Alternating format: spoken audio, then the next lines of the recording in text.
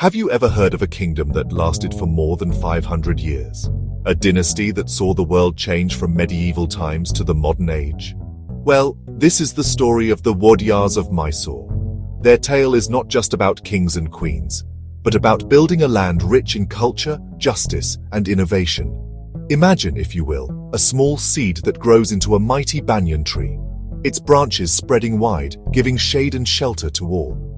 The Wodeyar kingdom was like that tree, rooted firmly in the soil of southern India. Let us look at a map. See the great peninsula of India pointing down into the ocean. In its southern part lies the Deccan Plateau. Here, nestled amongst hills and fertile plains, was the realm of the Wodeyars. It was a strategic location, a crossroads of trade and culture. The story starts small, with two brothers, Yaduraya and Krishnaraya, who arrived in this region in the year 1399.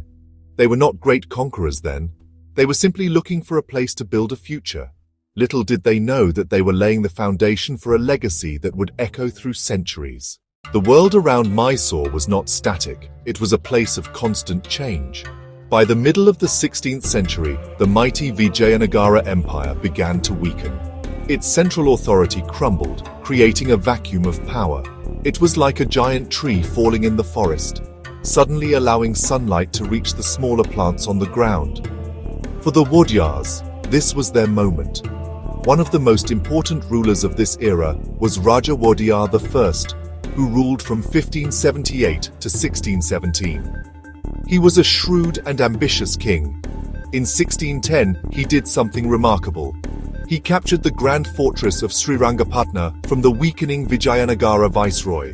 Srirangapatna became the new capital. He also started the famous Dasara festival procession, a tradition that continues to this day.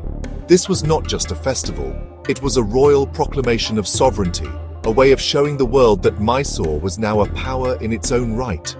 The kingdom continued to expand under rulers like Chikadevaraja Wodeyar. He was a brilliant administrator. He was not just a warrior, he was a builder. He reorganized the entire administration of the kingdom into 18 departments, a system that made governance more efficient and effective. The maps of their kingdom tell this story visually.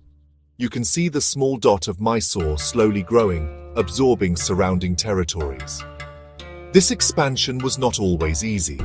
The Wodeyars had to fight many battles against the sultans of Bijapur, the Marathas from the north, and other local chieftains.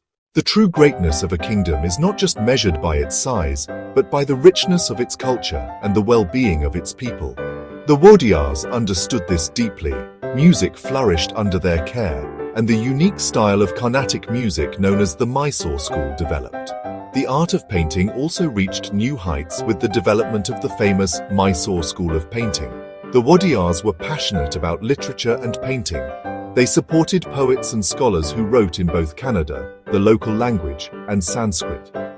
These paintings often depicted scenes from Hindu mythology, stories of gods and goddesses, reminding people of the Dharma that holds the universe together.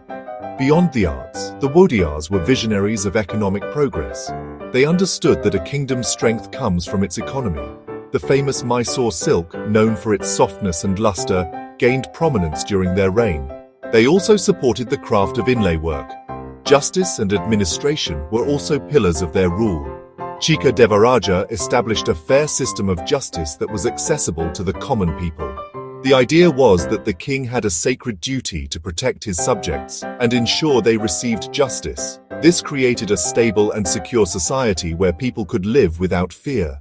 No kingdom, no matter how strong, is immune to the winds of change. In the mid-18th century, a storm was brewing within the Mysore kingdom itself. A brilliant and ambitious military commander named Hyder Ali rose through the ranks of the Wodeyar army. He became so powerful that he eventually became the de facto ruler of Mysore. This was also the era when a new power appeared on the horizon, the British. The British East India Company was expanding its influence across India. They saw the powerful kingdom of Mysore under Hyder Ali and Tipu Sultan as a major threat. This led to a series of 4 brutal wars, known as the Anglo-Mysore Wars. The island fortress of Srirangapatna, once the symbol of Wodeyar power, became the epicenter of this epic conflict. In 1799, the story took another dramatic turn. Tipu Sultan was defeated and killed. Instead of taking over directly, the British decided to restore the Wodeyar dynasty, signing a treaty with 5-year-old Krishnaraja Wodeyar III. The Wodeyars were rulers again, but they were no longer fully independent. They were now part of the British Raj, ruling under the watchful eye of a British resident. This required great diplomatic skill and a focus on internal development. The Wodeyars had to adapt to survive, transforming from warrior kings into modern administrators. The final chapter of Wodeyar reign was a period of remarkable modernization. Krishnaraja Wodeyar IV, who ruled from 1902 to 1940, is often called a Rajarshi or saintly king. He, along with brilliant Diwans like Sir M. Visvesvaraya, transformed Mysore into a model state. They established industries, built dams, and brought electricity to cities. This era saw the construction of one of India's most iconic landmarks, the magnificent Mysore Palace. After the old wooden palace burned down, the new Amber Vilas Palace became a symbol of Mysore's grandeur. The king also championed social reforms, making primary education compulsory and setting up universities. He believed education was the key to progress. When India gained independence in 1947, the Wodeyars faced their final test. The age of kingdoms was over, and the era of democracy had begun. The last ruling king, Jayachamarajendra Wodeyar, made a graceful and patriotic decision.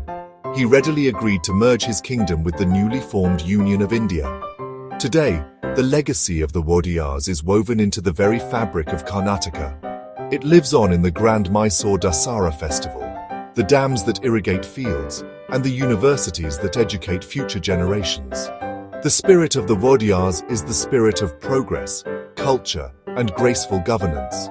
Their story teaches us that true power lies not in conquest but in creation, not in ruling over people but in uplifting them. The kingdom may be gone, but the legacy of the lords of Mysore endures forever.